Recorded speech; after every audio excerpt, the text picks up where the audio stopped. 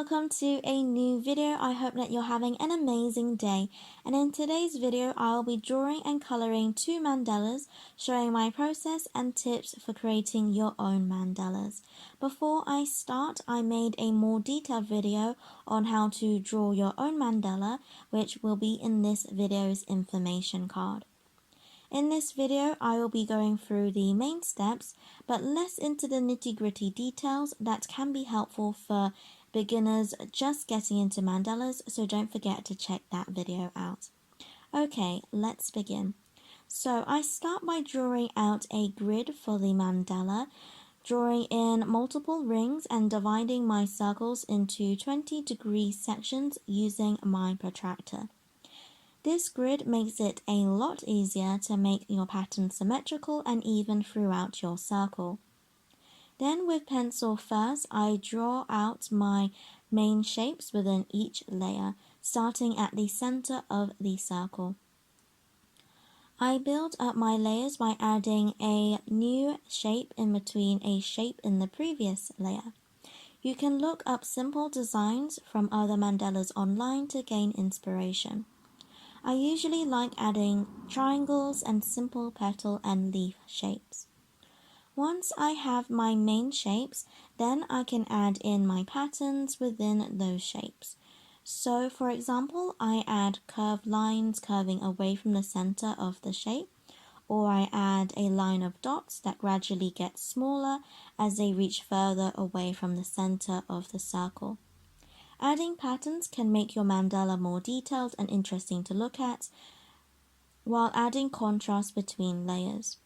You can include repeating patterns in alternate layers so that it has an organized repeating pattern, but avoid having repeating patterns with layers right next to each other, as there will be less contrast. Doing this stage in pencil means that you are able to change your mind and try and make neat lines before adding pen. It also means there is less pressure when lining with pen afterwards. So once you have drawn out all your outlines, then I go over my pencil lines with a fine black pen. It doesn't have to be a black pen, but since I know that I want to add a lot of bright and pretty colors, a black outline will stand out and contrast with the colors. Since I planned on coloring in with ink and painting it on as if it were watercolors, I made sure to use a fine black pen that was waterproof, as well as drawing my mandala design on watercolor paper. You of course don't have to color in the same medium as me, but I chose to do it this way, as coloring in with my water-soluble markers will leave streaks, and I wanted there to be nice flat blocks of color, which can be achieved when painting with ink. If you are curious what I use to line and color in my mandala, I lined with a 0.5mm micron black pen and colored in with my Sign Me markers. I do use 2 other micron pens, but I will mention them later on when I use them. When you are lining, be mindful of where the ink is still wet. It's best to use a fast drying pen, or alternatively, you can line a pizza slice-like section of your mandala and make your way round. Also, when lining, to make sure that you are as consistent as possible or avoid smudging your pen marks, you can rotate your page so that you have a comfortable position to rest your arm or wrist on the page to make confident, neat lines. Right, so after you have finished lining, make sure that there are no more final shapes and patterns you want to add, as you won't have many opportunities to change your mind once you start coloring in. So once you're happy, then you can rub away the pencil sketch. Great, now we can start coloring in. So I used 2 different approaches to color in these mandalas, and the first and smaller one, I colored in each layer with the same color, but to add contrast, I would have 2 different tones. So, for example, you can see with this first layer that I painted within the same ring or layer, I colored it green using a light and dark green. In this mandala, I also did not color in any section black except the very center. This is a very simple way to color in. You'll see that with the dark green leaves, I paint a second layer to again add contrast within the green layer. When you are coloring a section within a layer, you need to make sure that you repeat this throughout the same layer. So with all the leaves, I made sure all of them were dark green and the sections next to the leaves were light green. Having this repetition adds to the neat symmetrical look that mandalas tend to have. To keep it simple, have sections repeated within the same layer instead of alternating.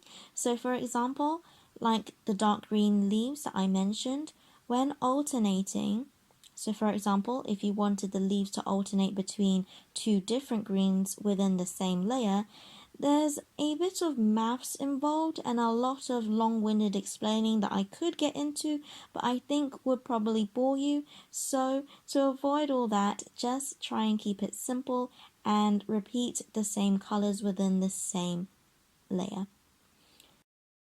For the purple triangles, I was going to fill in the dots with a darker purple, but once I had filled in one triangle completely with purple, I changed my mind and decided it looked better with white dots to contrast. Alternatively, you can leave some spaces white or not colored in to add contrast as well. Preferably decide this before coloring in, otherwise you'll have to paint sections in white like me. In my case, I used acrylic paint, but you can use a white gel pen or gouache as a couple of examples. Just quickly before moving on, don't forget to like and subscribe. I post weekly Saturday videos where I do beginner drawing and painting related tutorials. I would love for you to enjoy learning and creating with me. Okay, back to the video. Before coloring in, you need to choose colors that you think look nice together. So for this mandala, I am using cool colors on the color wheel, which are blues, greens, and purples, for example. You can do a quick color swatch to see the colors next to each other to see if you like them. In the next mandala, I'll show you how I use warm and cool colors and how to color in different sections throughout your mandala. You'll see that I repeat colors in alternate layers. This makes the mandala look more cohesive and planned. But you can use different colors in each layer. It's entirely up to you and what you like the look of. I find watching the mandala drawing and painting process really mesmerizing and satisfying, so I'll let the time lapse continue for a bit before moving on to the next mandala. The timestamp for when I start talking about the other mandala is on the screen now.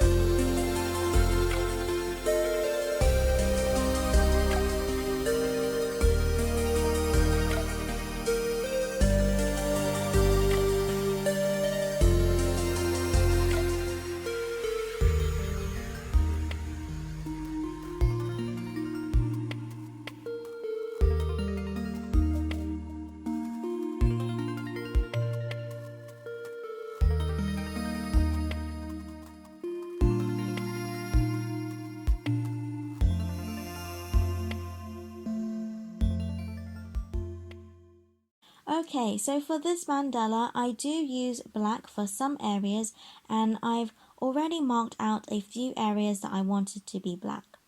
You can decide it before or after you add your colors. So with this mandala, I start with one color and place them in different sections within the mandala, as long as I don't color two sections directly next to each other with the same color.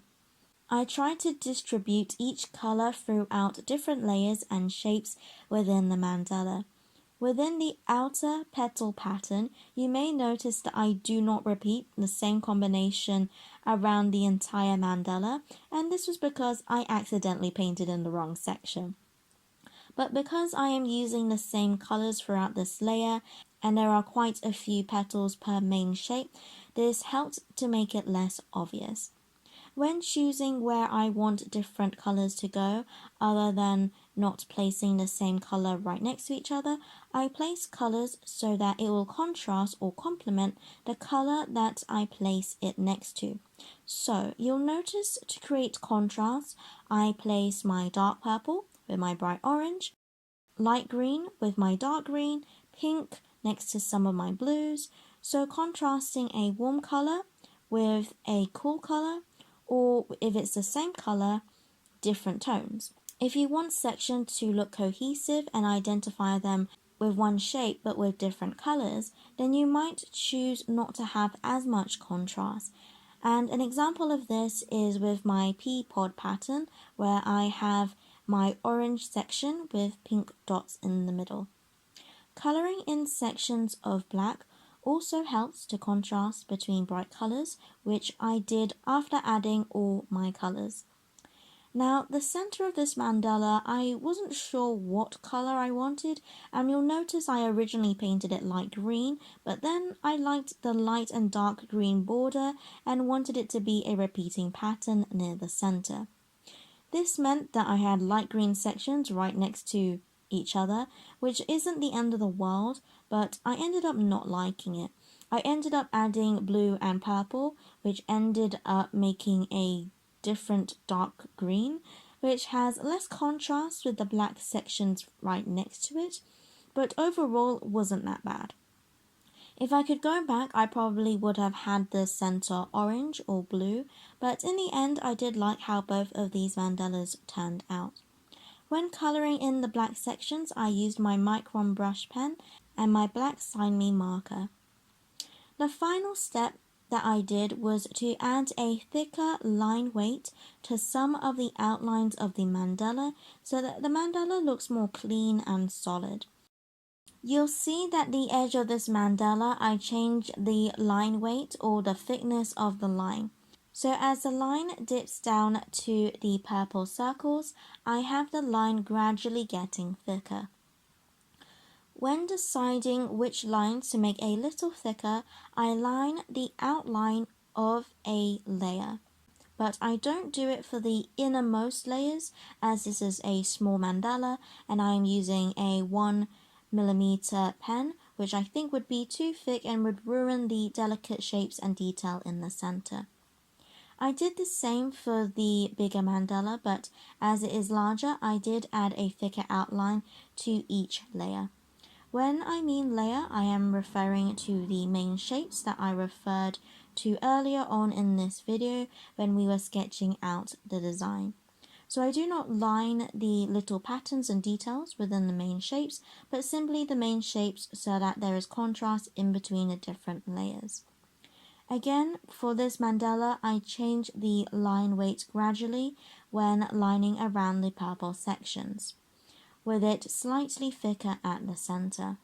Later on, I also have this gradually thicker line when outlining the pink and blue triangles. For the rest of the thicker outlines, I kept it more or less consistent and simply going over it with my 1mm pen. This step is optional, but I think it really helps to tie everything together and makes it more bold. That is all from me in this video. I hope that you enjoyed this video.